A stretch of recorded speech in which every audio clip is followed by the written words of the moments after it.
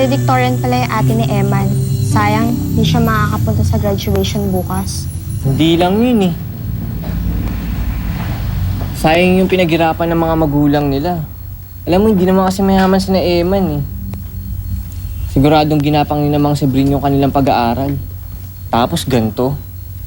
Parang nauwi ang lahat sa wala eh. Sakit nun. Singgoy! Uy, Grabe, kahapon pa kaya kita hinahunting. ito na ako. Bakit? Saan nakatira si Eman? Bakit?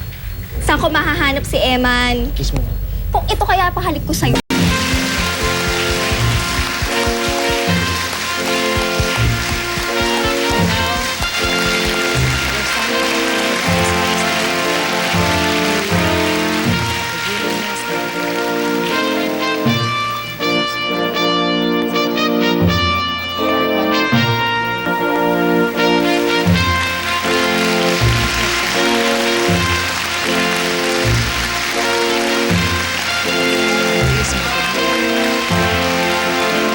Our valedictorian for class 2006, Almira Dueñas.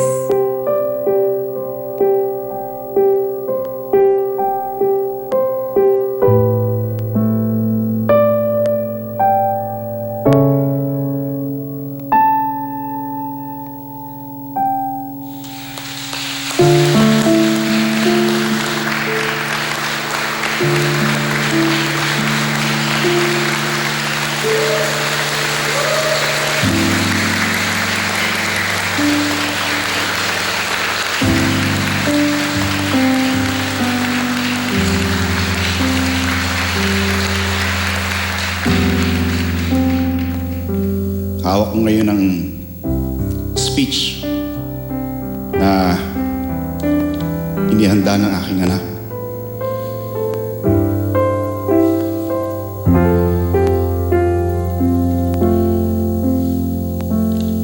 Babasahin ko sana sa inyo eh.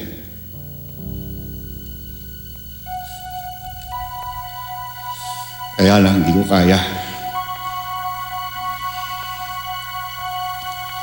Mga salita niya ito, siya lang makakapagbigay buhay. Siya lang makakapagbigay buhay sa mga sinulat niya. Maraming plano sa buhay si Almira. Marami siyang mga pangarap na gustong maabot. Punong-puno ng pag-asa ang kanyang kinabukasan. Ngayong handa na siyang tanggapin ang inaalok ng mundo sa kanya. May tsaka pa siya.